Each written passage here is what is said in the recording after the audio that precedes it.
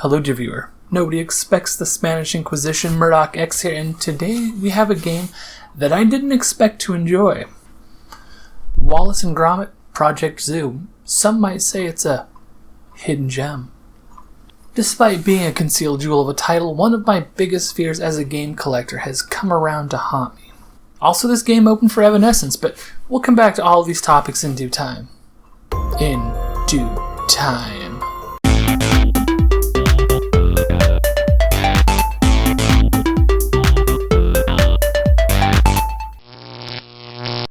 Wallace and Gromit, the famed claymation duo from Great Britain that made their first appearance in the 1989 short film A Grand Day Out. 14 years later, the intellectual property is still holding strong, and we're treated with the video game Wallace and Gromit Project Zoo for PlayStation 2, GameCube, Xbox, and Windows.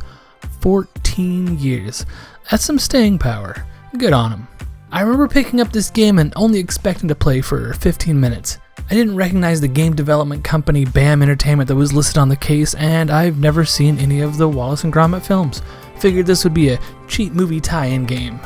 It's not! This is a fun platforming title with great stage design. The levels are small, but they're densely packed with interesting activities. They're also taller. More upwards mobility for our claymation dog friend Gromit. Now for that game collecting fear I mentioned before. I only made it through the first of 6 worlds in this game because the whole thing froze up. I tried cleaning the disc, but again it locked up after the first boss battle. Maybe this is disc rot? The DVD looks okay. There are light scratches, but nothing too severe. I'll take this in and get it resurfaced sometime. It's been a while since I purchased this, and I'd rather not deal with trying to return it. And that, my friends, is why this is a first impressions video and not a review. There are many aspects of this game that I may never get to play with, such as the porridge gun or the turnip launcher. But enough of this pity party. Let's talk about the game's story. During breakfast, Wallace notices that today is their adopted zoo animal Archie's birthday. Gromit the dog has planned ahead with a fresh fish ready for the birthday bear. The two head to the zoo to deliver this gift, but then this happens. Zoo's gone ex-directory? This is most irregular. I say, just a... Gromit, what are you doing? What is it, lad? Heavens above, Gromit, it's Archie. And he's sending us a message by airmail. Let me see that. Blinking Nora, Gromit. And there's more and all. SOS Archie, the little lad's in trouble. What can our claymation friends do about this? Why, build a Trojan penguin and break into the zoo, of course.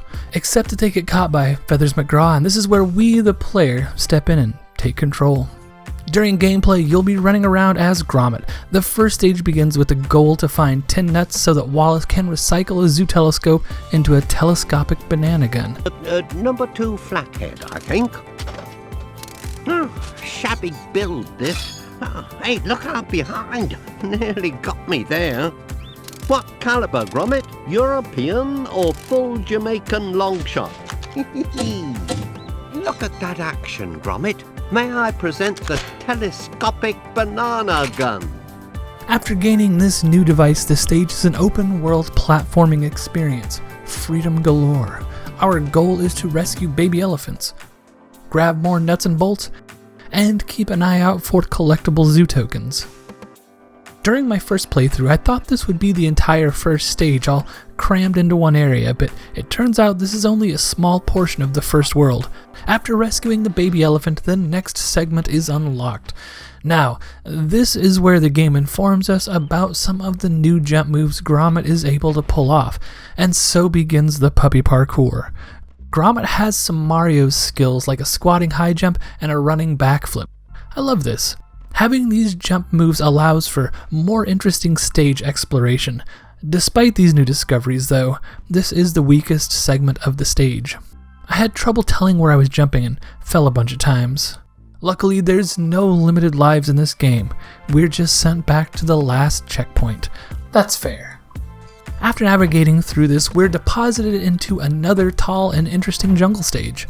There's a lot of moving parts and a few puzzles here. After exploring and finding enough tools, we call over Wallace to repair this drawbridge and move on to the next area. This part is a museum, maybe? It's an indoor area that feels like it could be part of an Indiana Jones film.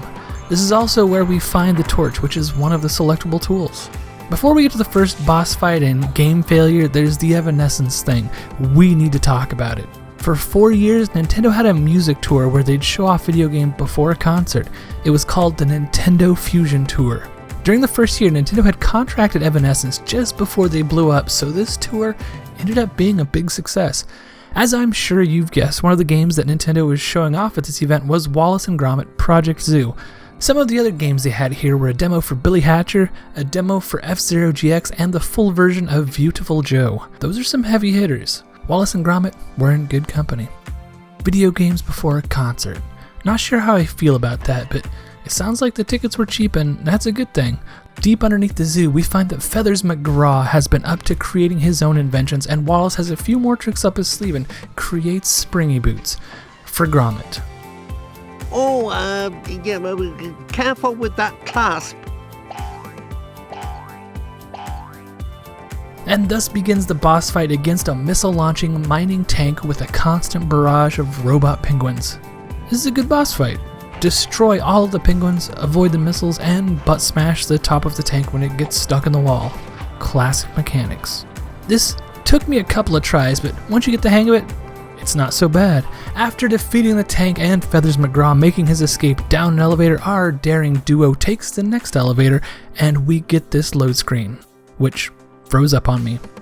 Maybe it's because I said elevator instead of lift. It is a British game. But here's the thing. My disc looks like it's in good shape. There is some light scratching, but when I hold it up to the light, I don't see any holes. And that, my friends, is the difficulty with collecting disc-based games. It's hard to tell at a glance if the game will work or not. Luckily, the store that I bought this from is super chill about resurfacing and exchanging discs, but if I had bought this online, I might have been in trouble. I'm not great about testing games right away. Video game collecting can be a roller coaster, and there's a lot of strange stories out there. But I have a fear that these games will one day expire. I'm trying to cram in my fun while I can. I'm not entirely sure how long these games are going to last. At least we have it better than the GameCube collectors. Some of those discs are really falling apart. Those poor bastards. Thanks for watching, and if you run into Wallace and Gromit Project Zoo for a reasonable price, give it a shot. It's worth playing. Thanks for watching. I